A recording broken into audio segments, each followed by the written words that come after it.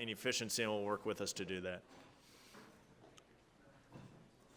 Chair Green, Ranking Member Thompson, thank you for being with us today. This is our commitment to restoring regular order and providing transparency to the American people.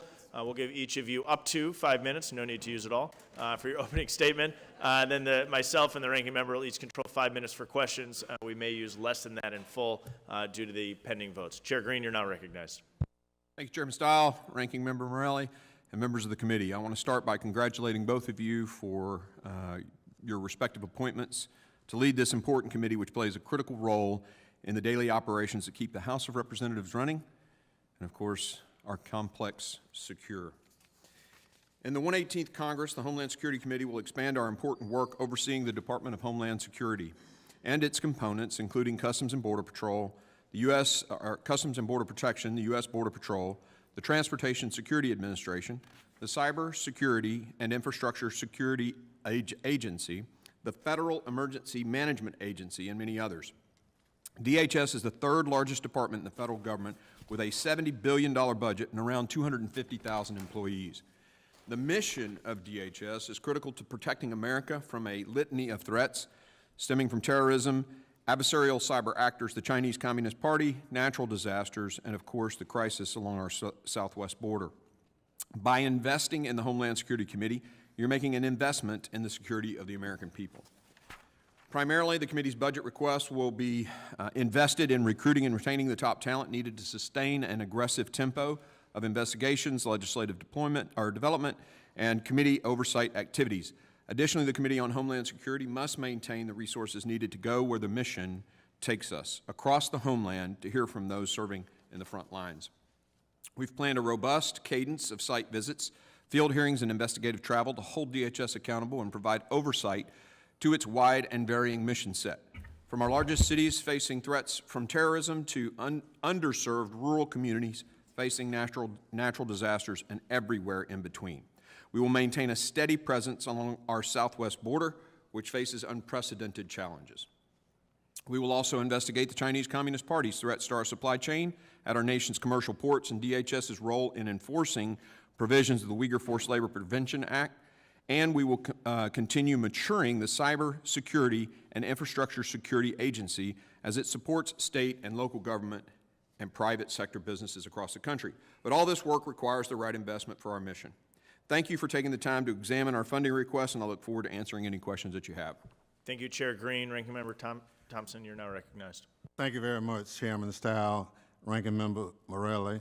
I appreciate the opportunity to come before you to present and support my chairperson's funding request for fiscal year 2024. As you know, well, for me, it's my 20th year on the committee. We started as a select committee, got jurisdiction, and as the chair's already indicated, we're now the third largest committee in Congress with significant missions dealing with cybersecurity. We have to secure our air, land, and sea borders, emergency preparedness, response, and recovery. But more importantly, the people who work at this agency do the Lord's work. They respond to disasters in Selma, Alabama, which is ongoing right now, and it's a major undertaking. So our budget, there's no disagreement in the request from the chairman and myself. There are some areas we need to look at. Counter unmanned aerial surveillance, DHS countering weapons of mass destruction, as well as chemical plant security. We look forward to, with proper funding, to do the necessary oversight in these areas, and with that, I yield back. Thank you, Ranking Member Thompson. I'll now take the chair's time and recognize Mr. De-Esposito for the purpose of asking questions. Well, thank you. Chairman, one of the things as a new member of Homeland Security that I've appreciated most from your leadership thus far is your thought process and mission that we should have our ears open, eyes open, and boots on the ground, which is one of the reasons why in part of your budget you've scheduled so many field hearings, so many trips. Why do you believe that that's so necessary in order for us to accomplish our mission of keeping this great nation safe? Well, it stems from two sources. First, the The new speaker has basically said he wants to take Congress to the American people. And so all these field hearings, we have to cover the expense of that. But I also believe, you know, from my time in the military, if you don't have the right intelligence, you can't make a good decision. So we're going to put eyes and ears on the border. We're going to go to ports and look at our ports. We're going to go visit CISA and Cybercom and all these places and learn and know what's going on so we can all, both sides of the aisle, make informed decisions. So that's the purpose of that plus-up, and I appreciate your support of it. Thank you, Chairman. My next question was going to be how your priorities are different this Congress than from the last Congress, but I think you answered that in the first question. Our speaker has laid out you know, a robust agenda for our committee, so I think that was answered. Chairman, I yield back. Thank you very much. I now recognize Ms. Sewell for 5 minutes. Thank you, Mr. Chairman, and welcome. My question is really about the budget distribution. Just want to confirm that that this budget is a shared budget, and that 2/3 of it, a lot of committees do 2/3, 1/3, 2/3 majority, 1/3 minority. If you could just talk a little bit about that, and also just wanted to confirm that Ranking Member Thompson, I was about to say Chairman. Okay, Ranking Member Thompson. Don't worry, I do it in committee. Because he was my chairman when I was a freshman, and so I think 2 or 3 times now I've called him chairman. So. Absolutely.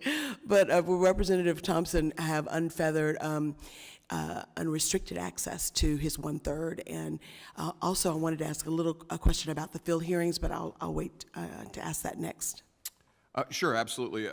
Yes, we've kept that arrangement, and you know, Bennie and I grew up about 40 miles from him in a little small town in Mississippi. We're going to work well together. We're going to disagree on some issues. I mean, that's the nature of the people who sent me here and the people who sent him here. But the last thing I'm going to do is disregard him, because if I do, I'm disregarding 760,000 Mississippians who decided to send him to Congress. So the last thing I will do is be that guy. So we're going to work well together, and that means on the budget too. Great. Mr. Thompson, do you have anything Well, to add? the formula is the same. When I chaired, it was 2/3, 1/3, and that's what it is proposed in this budget request. Very good. On field hearings, will there be bipartisan support at those field hearings? Will we have bipartisan staffing as well as an opportunity for all members to participate? And is that the plan? Yeah, absolutely. In fact, I hope that's how it works out. But we're going to do everything we can to make sure that the resources are there, the requests are there, and just as we would run a committee hearing here, we're going to do everything to run the committee exactly the same in those locations where we go remote. And that's the case with congressional delegations as well, where we're going on a fact-finding mission and not necessarily a hearing. We'll always have invites for both sides. Mr. Thompson, anything? Well, we look forward to it. I can say that Chairman's enthusiasm, we have to temper with reality. There are some areas people want to go. It takes a couple of days to get there, even in this country. So with proper notification and planning, we can make it happen. Sounds great. Well, I know that both of you know that the task ahead is very important to this country, and we look forward to your continued partnership and support of each other. Thank you. Yield back. Thank you. Thank you both for being here. You guys have a big task in front of you. We have a serious crisis at the U.S.-Mexico border, and so I know you're going to be doing some field hearings, and so I hope we do have an opportunity to have a real bipartisan or nonpartisan look at the challenges we're facing there. I appreciate both of you testifying today, Ranking Member Thompson and Chairman Green. Thank you for being part of returning regular order to the House and